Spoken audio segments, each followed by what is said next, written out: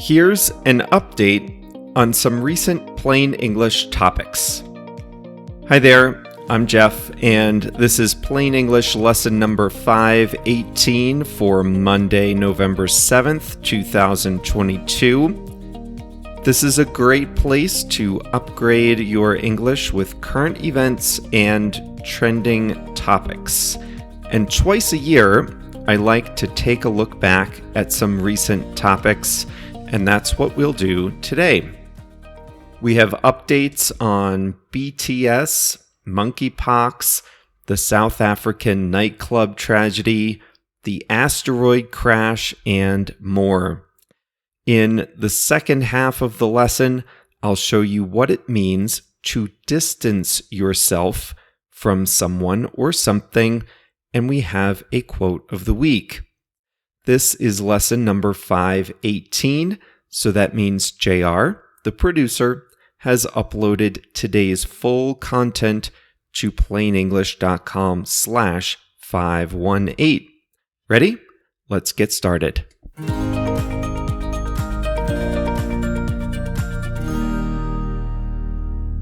BTS, the most popular band in the world, announced that they were taking a break to work on individual projects.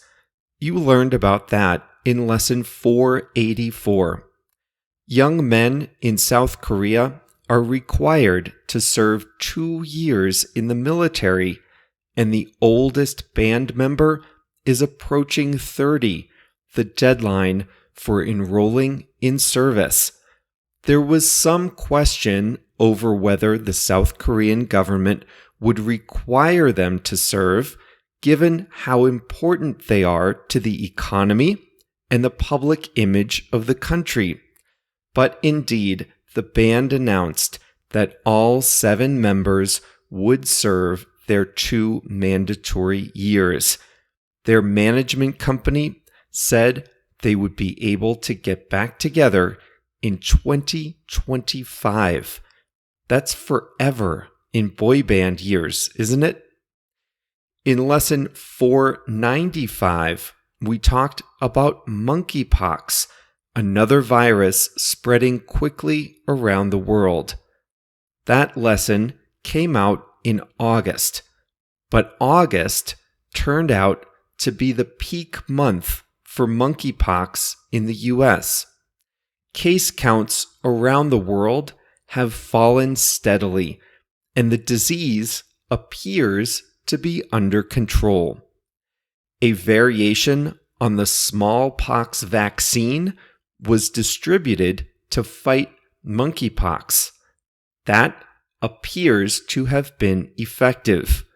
A public awareness campaign also worked, but the big reason the virus didn't spread quickly is that it only spreads under very specific circumstances. What killed 21 South African teenagers in a nightclub in June? It's still not known. South African officials privately told grieving families that the teens died of asphyxiation. In other words, that they suffocated to death. But that doesn't explain why they suffocated. South Africa charged the tavern owner and 2 employees with violations of alcohol policy, minor charges that were unrelated to the deaths. When I researched lesson 488, I heard someone criticize the government for being sloppy with its investigation. I didn't know what to think at the time, but here we are 5 months later, and there's still no definitive public record of what happened. This is an embarrassment to the South African government, and the lack of information only compounds the tragedy for the victims' families. Well, the asteroid crash worked. Just a few weeks ago, In lesson 515, you learned that NASA crashed a rocket into an asteroid, hoping to change the asteroid's orbit around another larger asteroid. If an asteroid is on a collision course with the Earth, it would be nice to knock it off course so that it misses us. But that had never been done before until now. As you heard in lesson 515, NASA successfully crashed a device into the asteroid. And just days after that happened, telescopes discovered that the asteroid was in fact knocked off course by just a little bit more than NASA had been hoping. This was the first time humans have altered the arrangement of celestial bodies. Hopefully, it won't be necessary to move any more objects to avoid human extinction, but it's nice to know that it's possible. In lesson 513, you heard that the world's #1 chess player, Magnus Carlsen, accused a 19-year-old American chess grandmaster of cheating in a prestigious tournament. But now Hans Niemann is on the counterattack. He sued Magnus Carlsen for $100 million, accusing the Norwegian of destroying his reputation and career. British politics has experienced 5 years of political drama in just 5 months. In lesson 489, you heard that Boris Johnson would resign as Prime Minister after a series of scandals. His replacement, Liz Truss, took office just days before Queen Elizabeth II died. In her first major political act, she released a draft budget that panicked financial markets. The budget included tax and spending increases that would have further stoked inflation. Truss's credibility evaporated on the day she released the budget. The British pound plummeted in value, and members of her own party ducked for cover, distancing themselves from her. It was only her 17th day in office. The Economist, a British weekly news magazine, said that if you take away the 10 days of public mourning for the Queen, Truss lost all her political influence after only 7 days in power. That, they said, was the expected life of a head of lettuce, not a prime minister. That image was all the British press needed to well and truly bury Liz Truss. The Daily Star newspaper put a blonde wig on a head of lettuce and set up a live YouTube stream of the lettuce, asking which would have to be tossed out first, the head of lettuce or the prime minister. The lettuce won. Liz Truss announced her resignation on October 20th. She lasted a total of 48 days, the shortest tenure by far of any prime minister in Britain's 300 years as a parliamentary democracy. Truss's replacement, Rishi Sunak, took office on October 25th.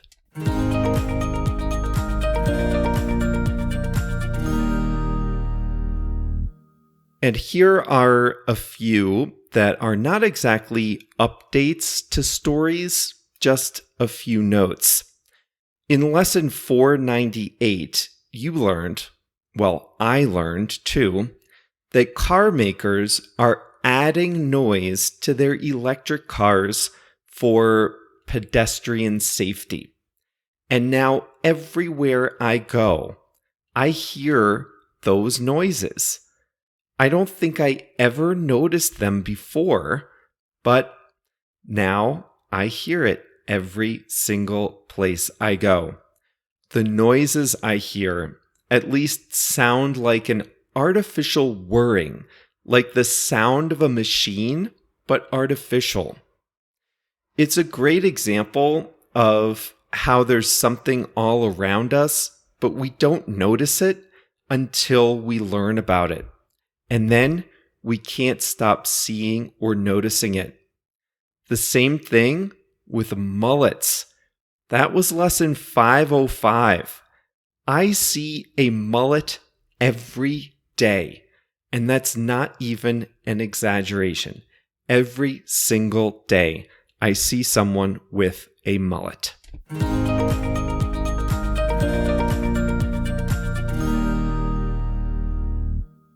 Today's expression is to distance yourself from something or someone. Normally, when we use the word distance, it's a noun. The distance from my house to my office is 6 miles. That's a noun, and it's very physical. You can measure distance. 6 miles, 6 meters, 16 kilometers. Well, the way I used it today is a little different. First of all, it's a verb. It's an action. And second of all, it's not physical at all. It's more verbal or metaphorical. If you distance yourself from something, you communicate that you're not involved with something. You don't want to be associated with something or someone. You can distance yourself from a person if you don't want to be associated with that person.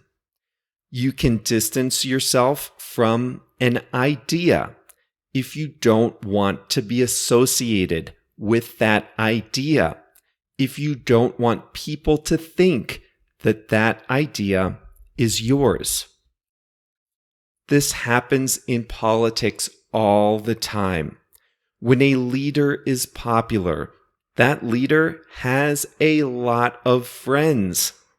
But when leaders' popularity starts to decline, members of their parties start to distance themselves from the unpopular leaders. And that's how I used it in today's lesson.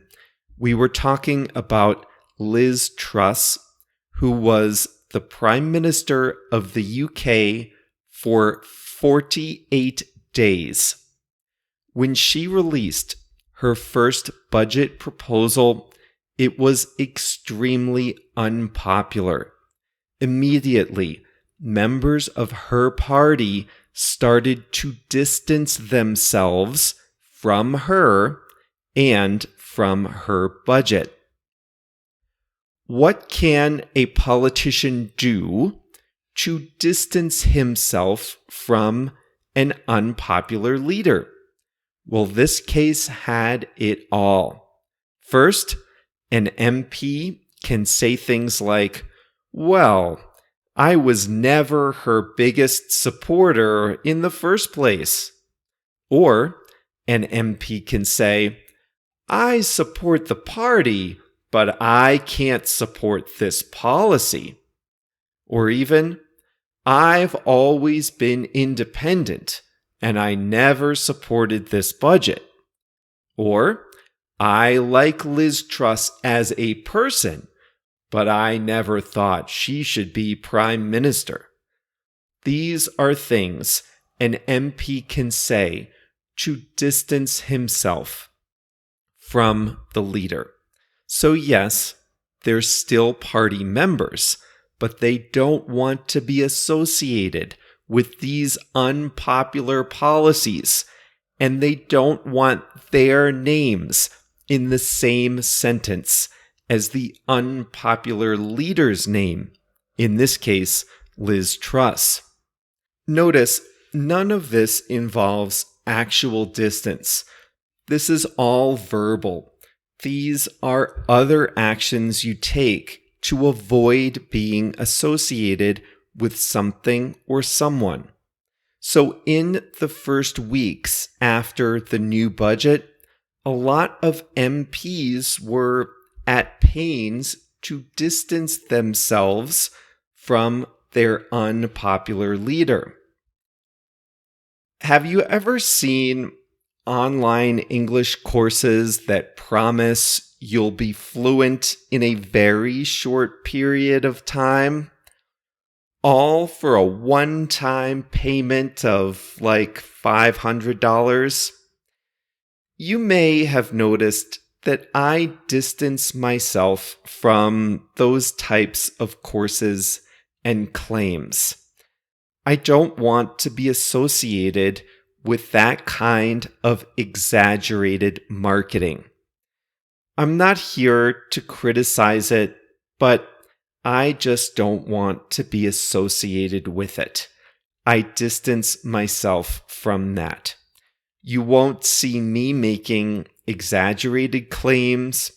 You won't hear me talking about languages like it's something you check off a list before a vacation. Now, there are obviously people who want those types of products, and that's fine.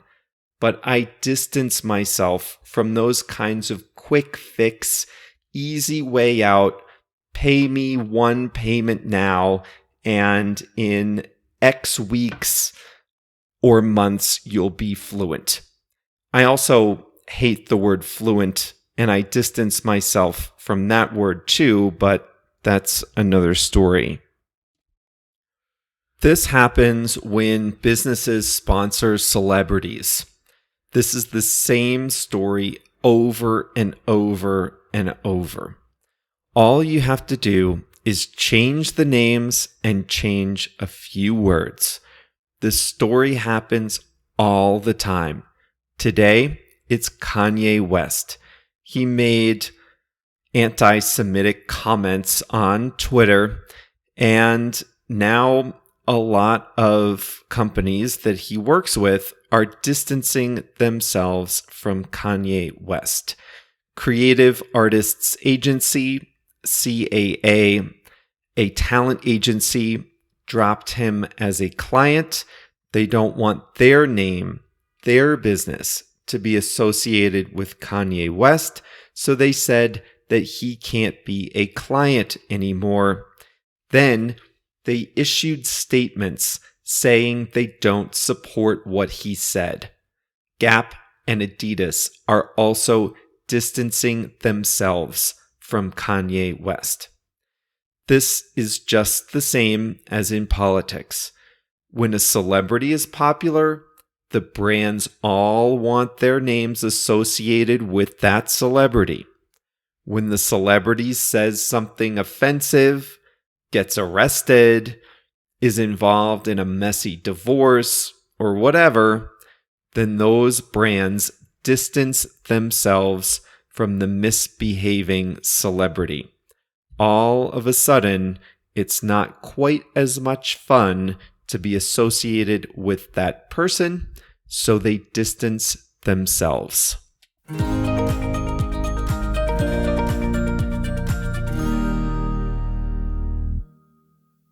Here's a quote from Pablo Picasso today. Art is the elimination of the unnecessary. You know, I recently moved, and when I came to Mexico, I just came with suitcases. So I eliminated a lot of the unnecessary before I came. Now, my challenge is not to add a lot of unnecessary things back into my life here. So I liked this quote from Picasso: "Art is the elimination of the unnecessary."